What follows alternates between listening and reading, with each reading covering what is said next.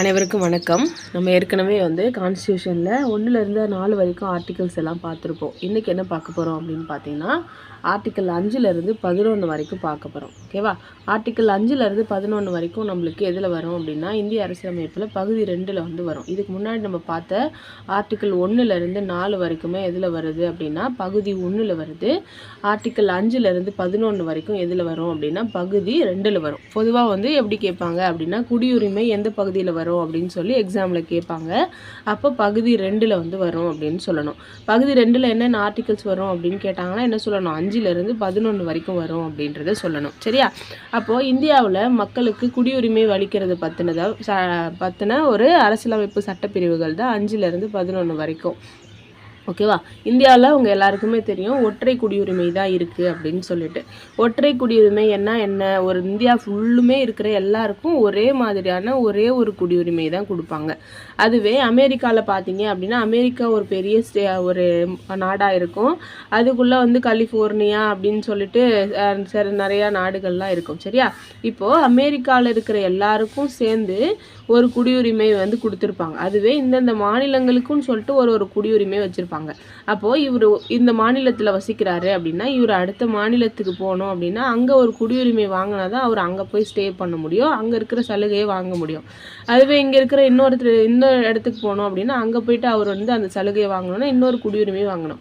அப்போது அங்கே 2 குடியுரிமை இருக்குது, இரட்டை குடியுரிமை அப்படின்றது இருக்குது. நம்ம யாரை ஃபாலோ பண்ணுறோம் அப்படின்னா, இலங்கைன்ற யூகே ஃபாலோ பண்ணுறோம். ஓகே, யூகேவை ஃபாலோ பண்ணி நம்ம என்ன பண்ணுறோம் அப்படின்னா, ஒற்றை குடியுரிமை. இந்தியா ஃபுல்லுமே ஒரே குடியுரிமை தான். மாநிலங்களுக்கு எங்கே வேணால் நம்ம போய் ஸ்டே பண்ணிக்கலாம், எந்த மாநிலத்தில் வேணால் இந்தியாவுக்குள்ளே நம்ம என்ன பண்ணிக்கலாம், போய்க்கலாம் அப்படின்னு சொல்கிறது தான் ஒற்றை குடியுரிமை. இந்த ஒற்றை குடியுரிமையை பார்த்துக்கிறது யார்? மத்திய பட்டியலில் இந்த குடியுரிமை இருக்குது. ஓகேவா? நம்மளுக்கு 3 பட்டியல் இருக்குதுன்னு பார்த்தோம் இல்லையா?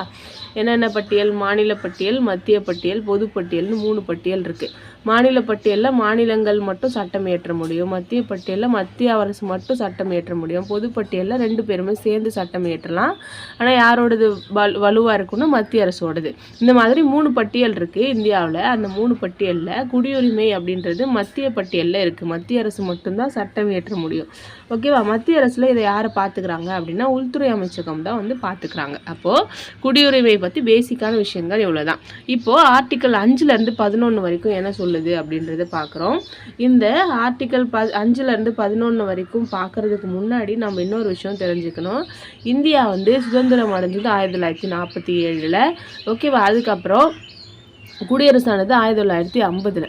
அப்படி இருக்கும் பொழுது 1955 ஒரு சட்டம் வருது. என்ன சட்டம் அப்படின்னா, இந்திய குடியுரிமை சட்டம் அப்படின்னு.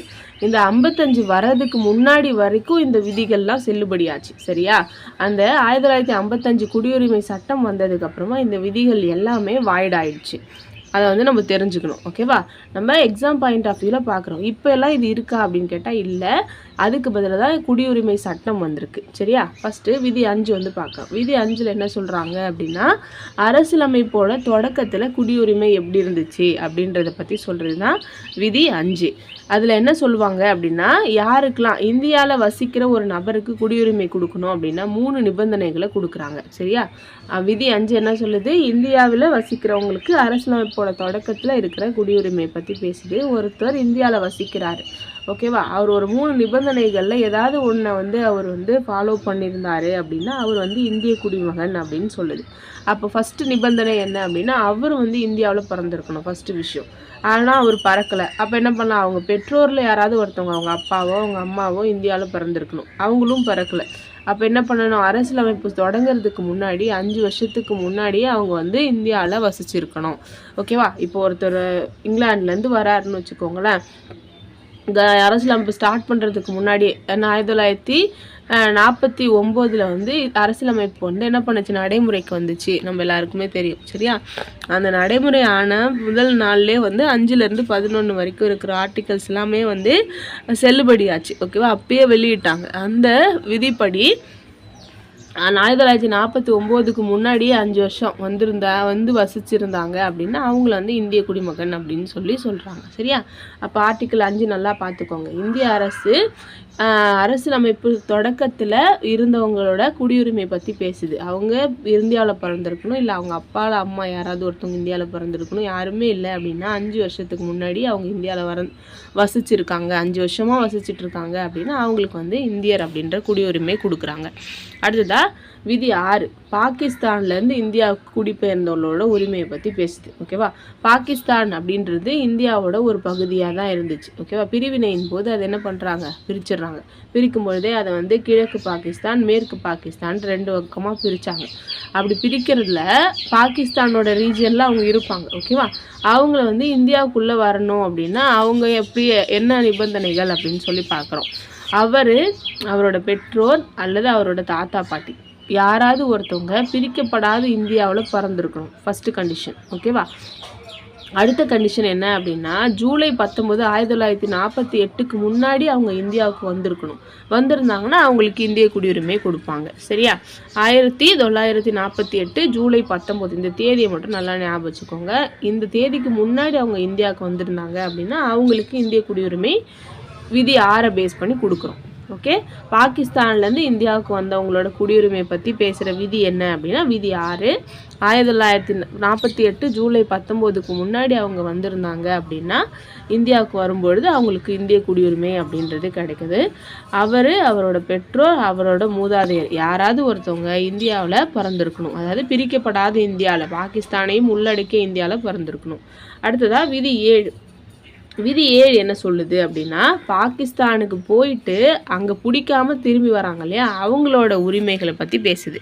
அதாவது மார்ச் 1 1947க்கு பின்னாடி இந்தியாவிலேருந்து பாகிஸ்தானுக்கு போனவங்க யாரையுமே வந்து குடிமக்கள் இல்லை அப்படின்னு தான் நம்ம சொல்கிறோம். சரியா, நம்ம முன்னாடியே பார்த்தோம் 1948 ஜூலை 19க்கு முன்னாடி இந்தியாவுக்கு வந்தவங்க எல்லாருக்குமே குடியுரிமை கொடுக்குறோம். இதில் நம்ம என்ன தேதி ஞாபகம் வச்சுக்கணும், 1947 மார்ச் 1 வந்து ஞாபகம் வச்சுக்கணும்.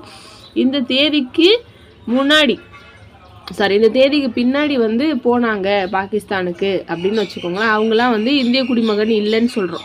ஏன் 1947லலாம் வந்து என்ன பண்ணிட்டாங்க, இந்தியாவையும் பாகிஸ்தானையும் பிரிக்கணும், தனி நாடு வேணும் அப்படின்ட்டு கோரிக்கையெல்லாம் வச்சுட்டாங்க.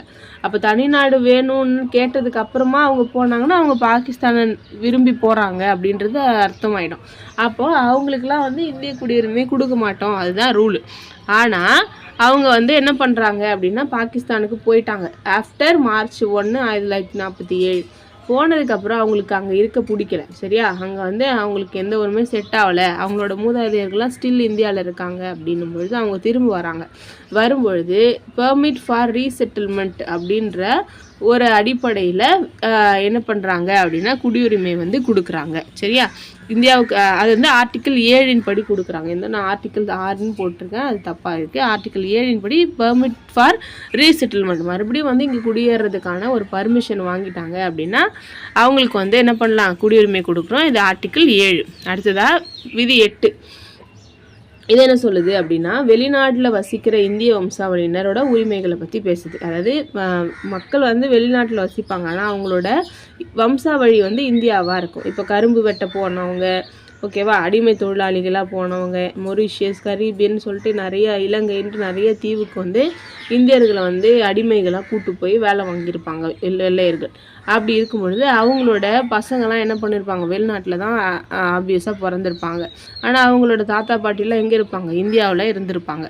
அந்த மாதிரி இருக்க மக்களுக்கு குடியுரிமை கொடுக்கறத பற்றி பேசுகிறது தான் விதி 8. வெளிநாடுகளில் வசிக்கிற இந்திய வம்சாவளியினரோட உரிமைகள். இந்தியாவுக்கு வெளியில் வசிக்கிற ஒரு நபர், ஓகேவா, அவங்களோட தாத்தாவோ பாட்டியோ பெற்றோரோ யாராவது இந்தியாவில் பிறந்திருக்கணும். அப்போது அவங்க வெளிநாட்டிலே வந்து என்ன பண்ணலாம் அப்படின்னா அவங்களோட தூதரகத்தில் போயிட்டு இந்திய தூதரகத்தில் போயிட்டு பதிவு செஞ்சு இந்திய குடியுரிமையை வாங்கிக்க முடியும். சரியா, அடுத்தது விதி 9 தானாகவே குடியுரிமை ரத்தாதல் அப்படின்னு சொல்கிறாங்க. இந்தியாவில் வந்து நம்ம பார்த்தோம் ஏற்கனவே ஒற்றை குடியுரிமை தான் இருக்குது அப்படின்னு சொல்லிட்டு. அப்போது ஏதாவது ஒரு மனுஷன் குடியுரிமை வச்சுருக்கணும் அப்படின்னா அவன் ஏதாவது ஒன்று தான் வச்சுருக்கணும் அப்படின்னா இந்தியாவோட பாலிசி. இப்போ நீ வெளிநாட்டோட குடியுரிமையை வாங்குறீங்க அப்படின்னா இந்தியாவோட குடியுரிமை தானாகவே வந்து என்ன ஆகிடும், கேன்சல் ஆகிடும் அப்படின்னு சொல்கிறாங்க. சரியா, இதுதான் விதி 9. அடுத்து விதி 10 குடியுரிமை உரிமைகளை தொடர்தல். அதாவது ஒவ்வொரு குடிமகனும் நாடாளுமன்றத்தால் இயற்றப்படுற எந்த ஒரு சட்டத்தையும் கட்டுப்பட்டு குடிமகனாக நீடிப்பார். அதாவது நாடாளுமன்றம் தான் என்ன பண்ணும், குடியுரிமை சம்மந்தமாக சட்டங்களை இயற்றும். அந்த சட்டத்துக்கு தகுந்த மாதிரி தான் குடிமக்களோட குடியுரிமை இருக்கும் அப்படின்னு சொல்லுது. ஓகேவா? நாடாளுமன்றம் ஏற்ற சட்டத்தின்படி நம்ம குடிமகனாக இருப்போம் அப்படின்னு சொல்கிறாங்க. அடுத்ததாக விதி 11. விதி 11 என்ன சொல்லுது அப்படின்னா, குடியுரிமையை ஒழுங்குபடுத்த நாடாளுமன்றத்துக்கு ஃபுல் பவர் இருக்குது அப்படின்னு சொல்கிறாங்க. ஒருத்தருக்கு குடியுரிமை கொடுக்கணும், ரத்து செய்யணும், இதுக்கான சட்டங்களை இயற்றுறாங்க அப்படின்னா அதுக்கான முக்கியமான அதிகாரம், முழு அதிகாரம் யாருக்கு இருக்குது அப்படின்னா சம்மந்தப்பட்ட நம்மளோட இந்திய நாடாளுமன்றத்துக்கு தான் இருக்குது அப்படின்னு சொல்கிறது தான் விதி 11. சரியா? அப்போ 5லேருந்து 11 வரைக்கும் ரொம்பவே முக்கியமான ஒரு ஆர்டிக்கல் தான். ஆனால் இப்போ இது எதுவுமே செல்லலை. ஆனால் ஆர்டிக்கல் 11 பேஸ் பண்ணி தான் இந்திய அரசியலமைப்பு இப்போ வரைக்கும் குடியுரிமை திருத்த சட்டங்களை நடைமுறைப்படுத்திட்டு வராங்க. சரியா? நம்ம சின்னதாக ஒரு ரீகேப் பார்ப்போம். ஆர்டிக்கல் 5 அரசியலமைப்போட தொடக்கத்தில் இருந்த நபர்களோட குடியுரிமை பற்றி பேசுது. ஆர்டிக்கல் 6 பாகிஸ்தான்லேருந்து இந்தியாவுக்கு வந்தவங்களோட உரிமையை பற்றி பேசுது. விதி 7 பாகிஸ்தானுக்கு போயிட்டு திரும்ப வந்தவங்களோட உரிமையை பற்றி பேசுது. விதி 8 வெளிநாட்டில் வசிக்கிற இந்திய வம்சாவளியினரோட குடியுரிமையை பற்றி பேசுது. விதி 9 தானாகவே குடியுரிமை ரத்தாகிறத பற்றி சொல்லுது. விதி 10 குடியுரிமைகளை தொடர்தல் பற்றி பேசுது. விதி 11 நாடாளுமன்றத்தோட அதிகாரம் பற்றி பேசுது. இதை பேஸ் பண்ணி நம்ம இந்திய அரசியலமைப்பில் என்ன பண்ணுறாங்க, ஆர்டிக்கிள் 11 பேஸ் பண்ணி 1955 முதலாக குடியுரிமை சட்டம் அப்படின்றது கொண்டு வராங்க. ஏன் அப்படின்னா இந்தியா 1950 என்னவாயிடுச்சு, குடியரசாக மாறிடுச்சு. அதுக்கு அந்த 1950 என்ன பண்ணுறாங்க, இந்த அகதிகளெல்லாம் ஓரளவு செட்டில் பண்ணுறாங்க. பாகிஸ்தான்லேருந்து இந்தியாவுக்கு போகிறவங்க, இந்தியாவிலேருந்து பாகிஸ்தான் போகிறவங்க, அப்படி இப்படின்னு போகிறவங்க எல்லாத்தையும் செட்டில் பண்ணிட்டு ஒரு டீட்டெயில்டான ஒரு குடியுரிமை பற்றின ஒரு சட்டம் கொண்டு வரணும் அப்படின்னு தான் 1955 குடியுரிமை சட்டம் கொண்டு வந்தாங்க. அதை பற்றி நம்ம 8th புக்கில் ஒரு லெசனே கொடுத்துருக்காங்க. அந்த புக்கில் நல்ல கிளியராக லெசன்ஸ் கொடுத்துருக்காங்க. அதுதான் நம்ம இதுக்கு அடுத்து பார்க்க போகிறோம். சரியா? அதை பார்த்தீங்க அப்படின்னா குடியுரிமை ரிலேட்டடாக இருக்கிற எல்லாத்தையும் நம்ம இந்த ஒரு வீடியோவில் கவர் பண்ணிட முடியும். இந்த லெசன் பேர் பாருங்கள், குடிமக்களும் குடியுரிமையும் அப்படின்னு சொல்லி கொடுக்குறாங்க. அதில் ஃபஸ்ட்டு என்ன சொல்கிறாங்க அப்படின்னா, ஒரு நாட்டோட அரசாங்கத்தை பற்றியும் மக்களோட உரிமைகள் கடமைகளை பற்றி படிக்கிற ஒரு இயலுக்கு பேர் தான் குடிமையியல் அப்படின்னு சொல்கிறாங்க. அதில் குடிமகன் அப்படின்ற வார்த்தை சிவிஸ் அப்படின்னு சொல்கிற லத்தீன் வார்த்தையிலேருந்து வந்தது. சிட்டிசன் அப்படின்ற வார்த்தை சிவிஸ் அப்படின்ற லத்தீன் சொல்லிலேருந்து வந்துச்சு. இதுக்கு என்ன அர்த்தம் அப்படின்னா நகர நாடுகளின் குடியிருப்பாளர் அப்படின்னு அர்த்தம் அப்படின்னு சொல்லியிருக்காங்க. ஓகேவா? அதுக்கப்புறம் ஒரு நாட்டோட குடிமக்கள் அனைத்து விதமான குடியியல் அரசியல் உரிமைகளை அனுபவிக்க தகுதி உடையவர்கள் அப்படின்னும் சொல்லியிருக்காங்க. ஒரு குடிமகன்னா என்ன, அவனோட குடியுரிமைனா என்ன அப்படின்னு சொல்லி பார்க்க போகிறோம். ஒரு கவர்மெண்ட்டு அவங்களோட மக்களுக்கு கொடுக்குற சட்ட உரிமைகளையும் சலுகைகளையும் அனுபவிக்கணும். ஒரு மனிதன் அவன் திரும்ப என்ன பண்ணணும், கவர்மெண்ட்டுக்கான கடமையை செய்யணும், அந்த சட்டத்தை அதாவது மதிக்கிறவனாக இருக்கணும். இந்த 2 மியூச்சுவல் அண்டர்ஸ்டாண்டிங் இருந்துச்சு அப்படின்னா அவன் தான் குடிமகன் அப்படின்னு சொல்கிறாங்க. கவர்மெண்ட் கொடுக்குற சலுகையும் உரிமையும் வாங்குறதுக்கு தகுதியுடையவனாக இருக்கணும். அதே டைமில் அந்த சட்டத்தை மதிக்கணும். அதுக்கப்புறம் அதுக்கு தன்னோட கடமைகளை செய்யணும். அதுதான் ஒரு குடிமகன் அப்படின்னு சொல்லியிருக்காங்க. குடியுரிமை அப்படின்றது ஒரு குடிமகன் அவன் விரும்பும் காலம் வரைக்கும் அந்த நாட்டில் எல்லா சட்ட உரிமைகளையும் பெறுவதற்கான ஒரு உரிமை தான் குடியுரிமை அப்படின்னு சொல்கிறோம். ஒரு நாட்டில் அவன் சட்டப்படி வசிக்கிறான். யாருமே சட்டவிரோதமாக நீ வந்துட்டேன்னு சொல்ல முடியாத அளவுக்கு சட்டத்தோட வசிக்கிறான் அப்படின்னா அதுதான் குடியுரிமை அப்படின்னு சொல்கிறோம். குடியுரிமையில் 2 வகை இருக்குது. ஒன்று இயல்பு குடியுரிமை, 2வது இயற்கை குடியுரிமை.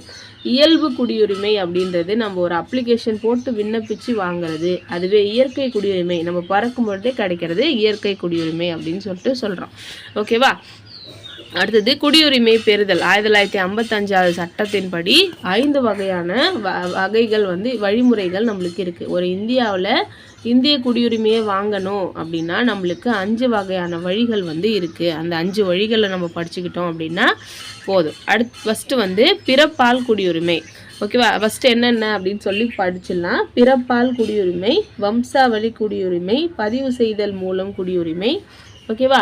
அடுத்ததா இயல்பு குடியுரிமை, பிரதேசங்களை இணைத்தல் மூலம் பெறும் குடியுரிமை. இந்த 5 வகையான வழிகளில் நம்மளோட இந்தியாவில் ஒருத்தர் குடியுரிமையை வாங்க முடியும். அதில் ஃபஸ்ட்டாக நம்ம என்ன பார்க்க போகிறோம், பிறப்பால் குடியுரிமை. இது வந்து ஒரு நம்ம இதில் எல்லாத்துலேயுமே கொஞ்சம் டேட்டை வந்து கொடுத்துருப்பாங்க. அந்த டேட்டை ஞாபகம் வச்சுக்கிறது தான் பெரிய விஷயமா இருக்கும். இந்த டேட்டை மட்டும் நீங்கள் நல்லா ஞாபகம் வச்சுக்கிட்டிங்கன்னா போதும், இதை அசால்ட்டாக படிச்சிடலாம். இந்தியா இந்த டேட்டை ஞாபகம் வச்சுக்கோங்க. இது என்னது? குடியரசு தினமான தேதி 1950 ஜனவரி 26க்கு முன்னாடி, ஓகேவா, அன்னைக்கு அல்லது அதுக்கு பின்னாடி ஒருத்தர் வந்து இந்தியாவில் பறக்கிறாரு.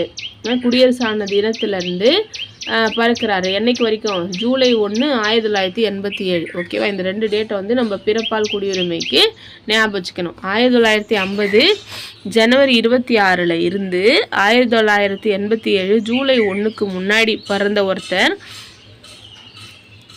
அவங்களோட பெற்றோர் எந்த நாட்டாக இருந்தாலும் பரவாயில்ல, அவர் வந்து இந்திய குடிமகன் அப்படின்னு சொல்கிறாங்க. இப்போ வந்து 2 பேர் ஐரோப்பாலேருந்து வர்றாங்க வந்து இங்கே வந்து வாழும்போது அவங்களுக்கு 2 பேருக்கும் கல்யாணம் ஆகிட்டு ஒரு குழந்தை பிறக்குது. அந்த குழந்தை எப்போ வந்து பிறக்குது அப்படின்னா 1950 ஜனவரி 26க்கு அப்புறம் 1987 ஜூலை 1க்கு முன்னாடி அந்த தேதிகளில் பிறக்குது அப்படின்னா, அந்த வருஷத்தில் பிறக்குது அப்படின்னா, அவங்க அப்பா அம்மாவை கன்சிடரே பண்ணாமல் அந்த குழந்தை இந்திய குடிமகன் அப்படின்னு சொல்கிறது இந்த விதி, சரியா. அதுவே 1987 ஜூலை 1க்கு அப்புறம் என்ன நடக்கும் அப்படின்னா, அவங்க பெற்றோரில் யாராவது ஒருத்தவங்க அந்த குழந்தை பிறக்கிற சமயத்தில் இந்திய குடிமகனாக இருக்கணும் அப்படின்னு ஒரு கண்டிஷன் வந்து கொடுக்குறாங்க. ஃபஸ்ட்டு எந்த கண்டிஷனுமே இல்லை. அந்த டைம் பீரியடில் குழந்தை பிறந்துச்சுன்னா அந்த வந்து இந்திய குடிமகன்னு சொன்னோம். 2வது ஒரு கண்டிஷன் வந்து கொடுக்குறோம். 1987 ஜூலை 1க்கு அப்புறம் ஒரு குழந்தை பிறக்குது அப்படின்னா, அந்த குழந்தையோட பிறப்பின் போது அவங்க அப்பா அம்மாவில் யாராவது ஒருத்தவங்க என்ன பண்ணணும்? சட்டப்படி இந்திய குடிமகனாக இருந்திருக்கணும் அப்படின்ற கண்டிஷனை போடுறோம். அடுத்ததாக 2004 டிசம்பர் 3 வந்து பார்க்குறோம். 2004 டிசம்பர் 3 என்ன சொல்கிறாங்க அப்படின்னா, அப்போ ஒரு சட்ட திருத்தம் கொண்டு வந்திருப்பாங்க.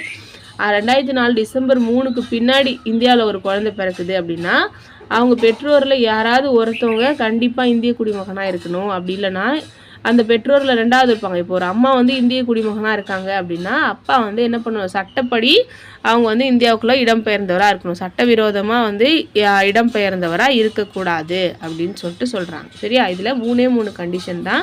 அதை நீங்கள் 3 நம்பர்ஸ் தான், அதை ஞாபகம் வச்சுக்கிட்டிங்கன்னா ரொம்ப ஈஸி. ஃபஸ்ட்டு குடியரசான தினம், அடுத்தது 1987 ஜூலை 1, அடுத்து 2004 டிசம்பர் 3. இந்த 3 வருஷத்தை வந்து ஞாபகம் வச்சுக்கணும்.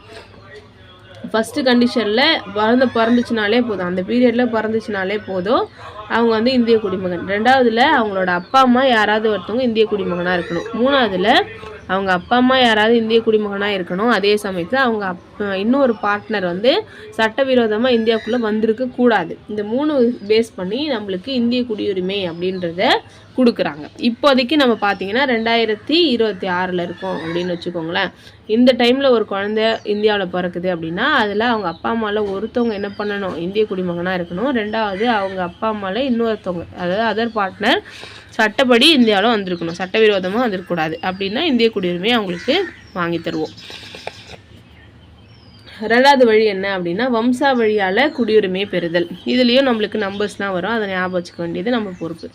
1950 ஜனவரி 26 குடியரசான தினத்தில் இருந்து 1992 டிசம்பர் 10க்கு முன்னாடி, ஓகேவா, அந்த 2 வருஷத்துக்கு நடுவில் 1950 ஜனவரி 26 இருந்து 1992 டிசம்பர் 10க்கு முன்னாடி ஒரு குழந்தை வெளிநாட்டில் பிறந்திருந்தாலும் அவங்க அப்பா வந்து இந்திய குடிமகனாக இருக்காரு அப்படின்னா அவங்களுக்கு இந்திய குடியுரிமை கிடைக்கும், சரியா. இப்போ ஒரு அப்பா வந்து இந்தியா குடிமகனாக இருக்கார், அவர் வந்து ஒரு வெளிநாட்டுக்கு போகும்போது அங்கே ஒரு குழந்தை பிறக்குது, அந்த குழந்தைக்கும் இந்திய குடியுரிமை அப்படின்ற அந்தஸ்து கொடுக்கறது தான் இந்த விதி. 1950 ஜனவரி 26 1992 டிசம்பர் 10 வரைக்கும் அந்த டைம் பீரியடில் ஒரு குழந்தை வெளிநாட்டில் பிறக்குது, ஆனால் அவங்க அப்பா வந்து இந்தியர் அப்படின்னும் பட்சத்தில் அந்த குழந்தையும் இந்திய குடியுரிமையை வாங்குது.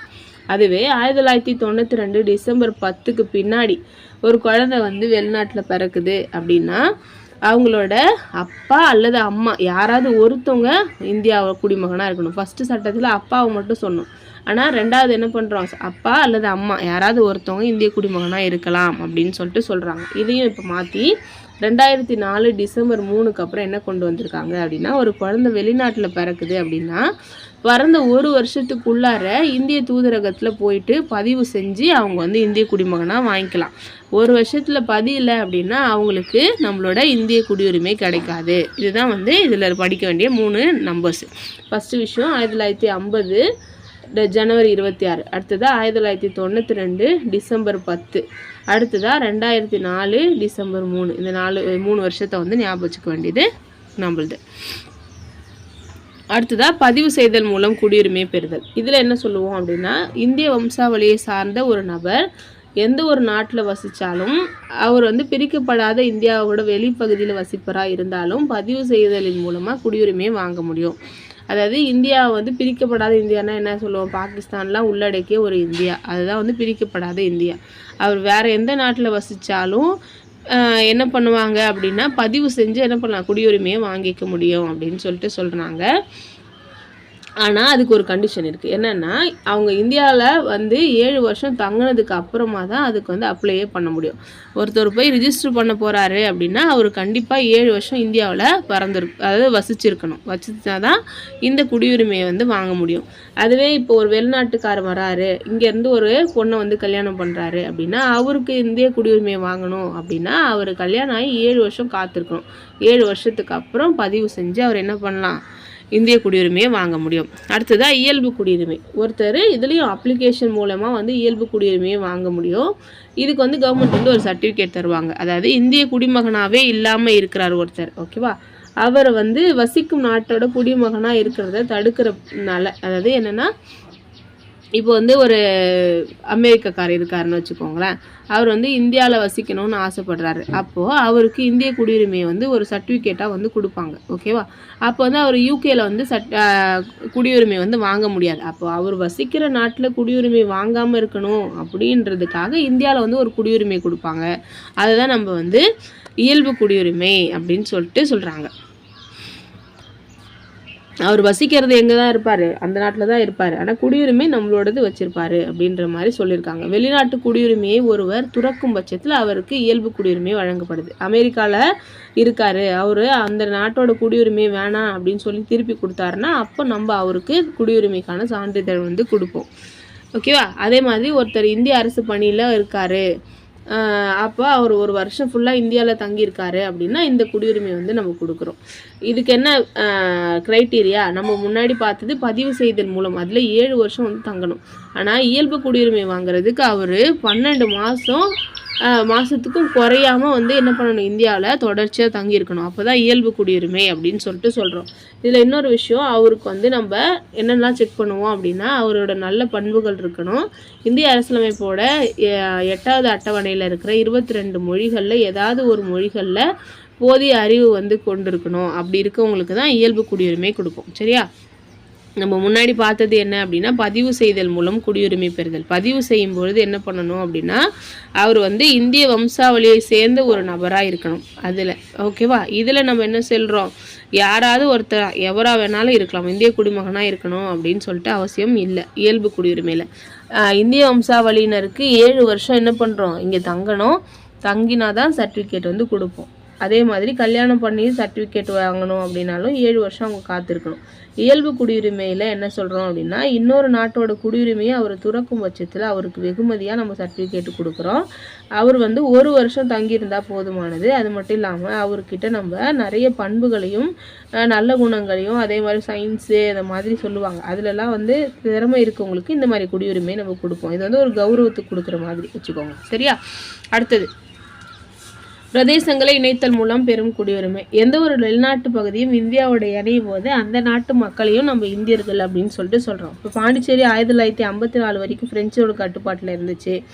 அதே மாதிரி கோவாவும் 1954 வரைக்கும் யார் கண்ட்ரோலில் இருந்துச்சு, போர்ச்சுகீசியர்களோட கண்ட்ரோலில் இருந்துச்சு. இப்போ நம்ம கோவாவை 1962 இணைக்கிறோம், 61. அதே மாதிரி பாண்டிச்சேரியை 62 இணைக்கிறோம். இந்த இணைச்சதுக்கப்புறமா அந்த மக்களையும் நம்ம இந்தியர்கள் அப்படின்னு சொல்கிறோம் இல்லையா.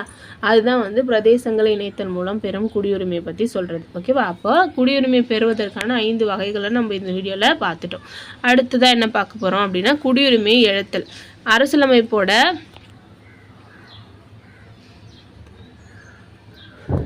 ஆர்டிக்கிள் 5லேருந்து 11 வரைக்கும் 3 வகையான குடியுரிமை இழத்தல் பற்றி பேசுது. அது என்னென்ன அப்படின்னு பார்த்தீங்கன்னா, ஃபஸ்ட்டு குடியுரிமை துரத்தல். தானாக முன் வந்து குடியுரிமை துரத்தல். ஒருத்தர் வெளிநாட்டில் போயிட்டு ஒரு அமெரிக்காவில் போயிட்டு அங்கே போய் குடியுரிமை வாங்கிட்டாரு அப்படின்னா இங்கே நம்மளோட குடியுரிமை வந்து தானாகவே ரத்தாயிடும்.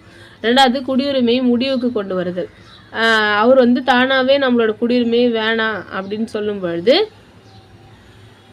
ஃபஸ்ட்டு விஷயம், ஒருத்தர் வெளிநாட்டில் குடியுரிமை பெறும் பட்சத்தில் அவரோட இந்திய குடியுரிமை அவராலே கைவிடப்படுது. அவரே போயிட்டு என்ன பண்ணுறாரு அப்படின்னா வேணாம் எனக்கு அப்படின்னு எழுதி கொடுத்துட்டு போகிறாரு. ரெண்டாவது விஷயம், அவர் நமக்கு தெரியாமல் போயிட்டு அங்கே குடியுரிமை வாங்கினாலும் இங்கே வந்து ரத்தாயிடும். அடுத்ததாக குடியுரிமையை மறுத்தல் அல்லது கட்டாயமாக முடிவுக்கு கொண்டு வருது. இதில் என்ன பண்ணுவாங்க அப்படின்னா மோசமான நடவடிக்கை, மோசடி பண்ணுறது, தவறான பிரதிநிதித்துவம், அரசியலமைப்பு சட்டத்துக்கு புறம்பாக செயல்படுறது, இதிலலாம் வந்து தண்டனையாக வந்து என்ன பண்ணுவாங்கன்னா கவர்மெண்ட்டு அவரோட குடியுரிமையை ஒரு ஆணை பிறப்பித்து நீக்குவாங்க. இதுதான் வந்து கட்டாயமாக முடிவுக்கு கொண்டு வருதல். இது மாதிரி 3 வகையில் நம்ம என்ன பண்ணோம், குடியுரிமையை வந்து மாற்ற முடியும். அடுத்ததாக நாட்டுரிமைனா என்ன, குடியுரிமைனா என்ன அப்படின்னு சொல்லி பார்க்க போகிறோம். நாட்டுரிமை அப்படின்றது ஒருத்தர் அந்த நாட்டில் பிறந்தாரு, அந்த நாட்டில் அவரோட பூர்வீக மக்கள் இருக்காங்க அப்படின்ற பட்சத்தில் அவருக்கு கொடுக்கறது தான் நாட்டுரிமை. ஆனால் குடியுரிமை அப்படின்றது அதுக்கும் மேலே. ஒருத்தரோட நாட்டுரிமையை நம்மளால என்ன பண்ண முடியாது, மாற்ற முடியாது. ஆனால் குடியுரிமையை என்ன பண்ண முடியும், மாற்ற முடியும் அப்படின்னு சொல்லிட்டு சொல்கிறாங்க.